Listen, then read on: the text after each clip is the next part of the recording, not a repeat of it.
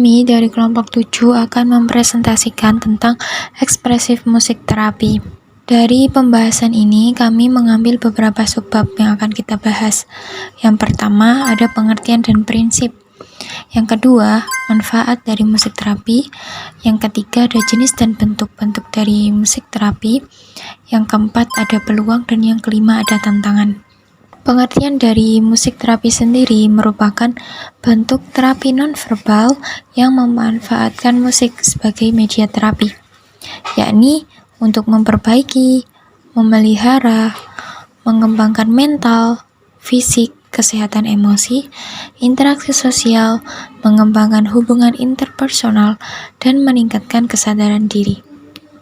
Adapun aktivitas yang berhubungan dengan musik atau disebut dengan aktivitas musikal, aktivitas ini meliputi kegiatan mendengarkan musik, merespon musik dengan gerak berirama, bernyanyi, membaca notasi musik, dan bermain alat musik. Selanjutnya ada manfaat musik terapi. Nah, apa saja sih manfaat dari musik terapi? Yang pertama itu ada relaksasi, yang kedua ada meningkatkan kekebalan tubuh, yang ketiga adalah meningkatkan kecerdasan, meningkatkan motivasi, yang kelima meningkatkan kemampuan mengingat, yang keenam pengembangan diri, yang ketujuh kesehatan jiwa, yang kedelapan menyeimbangkan tubuh, yang kesembilan mengurangi rasa sakit, dan yang terakhir meningkatkan olahraga.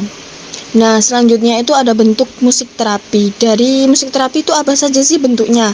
Yang pertama itu ada terapi aktif. Terapi aktif itu dapat dilakukan dengan cara mengajak klien bernyanyi, belajar bermain musik, bahkan membuat lagu yang singkat, sehingga terjadi interaksi antara diberi terapi dengan yang memberi terapi, antara konselor dengan konseli, di mana di sini itu menimbulkan rasa nyaman antara keduanya. Nah, untuk yang kedua itu ada terapi pasif. Terapi pasif ini dilakukan dengan cara mengajak klien mendengarkan musik dan hasilnya akan efektif bila pasien mendengarkan musik yang disukainya. Jadi lebih baik itu, bukan lebih baik ya, tapi diusahakan itu musik yang didengar itu yang disukai klien. Jadi untuk yang disukai konseli. Jadi itu untuk membuat kenyamanan antara konselor dengan konseli. Jadi cuma fokuskan pada musik yang disukai oleh konseli. Selanjutnya ada jenis musik dalam terapi musik. Secara umum, musik-musik yang sering digunakan itu ada 4. Yang pertama, musik jazz. Musik jazz merupakan salah satu cara untuk menyampaikan jiwa seseorang yang sedang kesusahan, gagasan suatu bangsa, cinta kasih yang menerangi anak-anak, dan harapan setiap orang untuk kehidupan yang lebih baik. Musik jazz dapat memberikan efek flow pada pendengarnya. Efek flow ini dapat membuat pendengar merasa tenang.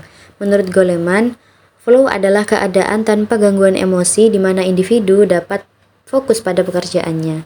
Flow juga menimbulkan motivasi sehingga mereka yang pernah merasakan efek flow dalam kegiatan pembelajaran dapat menghasilkan prestasi yang lebih baik. Yang kedua ada musik tradisional. Musik tradisional adalah musik yang terbentuk dan tumbuh dalam masyarakat secara turun-temurun dan dilestarikan sebagai hiburan dan tradisi.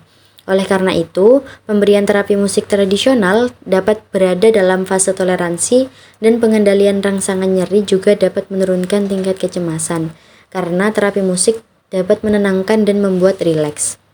Yang ketiga, ada musik instrumental.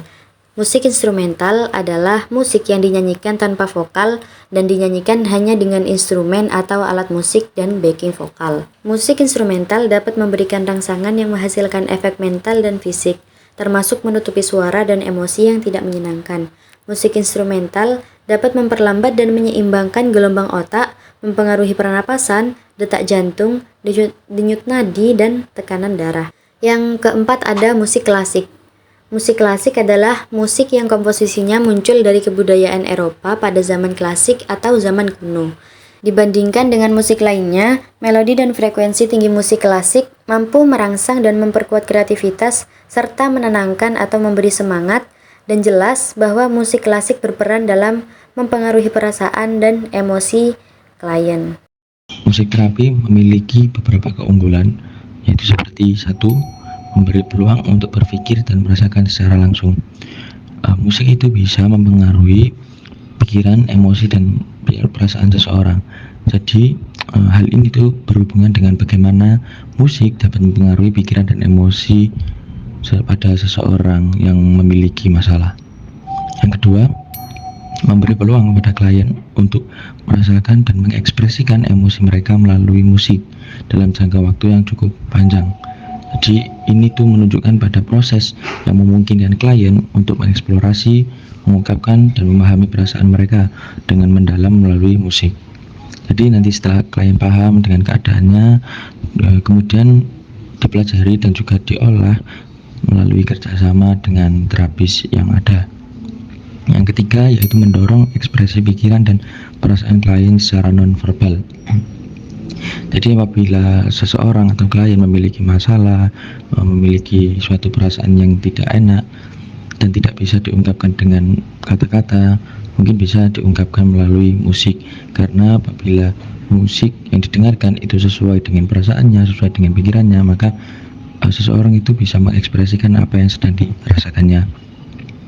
Yang keempat yaitu memperoleh perumpamaan dan hubungan yang tidak dapat diakses melalui pemahaman verbal. Jadi seperti yang ketiga tadi hampir sama, yaitu menekankan pada kekuatan musik sebagai perantara komunikasi yang mampu menyampaikan makna, perasaan, dan hubungan yang mendalam dan kompleks yang mungkin sulit atau tidak dapat diungkapkan dengan kata-kata. Jadi ini hampir sama dengan peluang yang nomor 3 tadi. Yang kelima yaitu memperoleh keuntungan fisik secara langsung melalui kebebasan bereksperimen dan mencoba berbagai solusi pikiran. Jadi ini menekankan pada kemampuan terapi musik untuk memberi manfaat fisik melalui eksperimen dan inovasi dalam pendekatan musik. Seperti yang sudah disebutkan dalam manfaat tadi, bahwa musik itu bisa menyeimbangkan tubuh, bisa meningkatkan kekebalan tubuh, dan juga bisa mengurangi rasa sakit yang sedang dialami. Selain memiliki beberapa keunggulan yang telah saya sebutkan tadi, musik terapi ini juga memiliki beberapa tantangan dalam penggunaannya, yaitu seperti yang pertama, ketidakmauan peserta untuk mengikuti dengan disiplin terapi musik. Jadi hal yang perlu diperhatikan dalam setiap proses terapi musik itu adalah penyesuaian dan komitmen peserta atau klien saat menjalani terapi yang dibutuhkan. Jadi nanti apabila ada kurangnya komitmen peserta atau juga klien, itu dapat menjadi kendala untuk mendapatkan hasil yang maksimal dalam proses terapi musik ini. Yang kedua yaitu keterampilan konselor yang masih terbatas, mengacu pada situasi di mana konselor mungkin belum memiliki atau masih sedang mengembangkan keterampilan, pengetahuan, atau pengalaman yang diperlukan untuk memberikan dukungan yang efektif pada klien dalam konteks terapi musik. Jadi apabila konselor itu memiliki kekurangan pada bidang ini, maka terapi musik ini juga kurang bisa berjalan dengan maksimal dan juga kurang bisa mendapatkan hasil yang maksimal, karena juga dengan keterampilan konselor dan juga komitmen dari klien itu sangat penting dibutuhkan dalam terapi musik ini. Yang ketiga yaitu ketidakhadiran peserta sepanjang proses terapi. Jadi sama halnya dengan yang pertama tadi, bahwa komitmen dan juga disiplin dari klien ini dalam mengikuti proses dari terapi musik ini sangat penting sekali untuk mendapatkan hasil yang maksimal. Jadi apabila tidak ada komitmen atau tidak ada kehadiran dalam sepanjang proses musik terapi ini, maka hasil yang didapatkan kurang maksimal. Dari presentasi tadi dapat kita simpulkan bahwa terapi musik adalah terapi nonverbal yang berbeda dengan terapi konvensional lainnya, karena terapi musik memberikan alternatif bagi terapi tradisional dan melengkapi klien dengan beberapa keunggulan. Salah satunya yaitu memberi peluang berpikir serta merasakan secara langsung. Tujuan semua terapi musik sama, yakni untuk mengekspresikan perasaan, membantu rehabilitasi fisik, meningkatkan memori, dan menciptakan hubungan emosional antara klien dan konselor. Terapi musik dirancang dengan pengenalan yang mendalam terhadap keadaan dan berbagai permasalahan yang dihadapi oleh klien, sehingga teknik yang digunakan akan berbeda tiap individunya. Untuk menghadapi tantangan, Dalam penggunaan terapi musik perlu adanya peningkatan dalam keterampilan konselor, karena keterampilan konselor yang masih terbatas menjadikan hambatan atau tantangan yang besar dalam penggunaan terapi musik ini. Kesepian tanpa kekasih. Cukup sekian dan terima kasih. Terima kasih atas atensinya teman-teman. Kami dari kelompok 7 pamit. Sampai jumpa di diskusi selanjutnya. Bye-bye.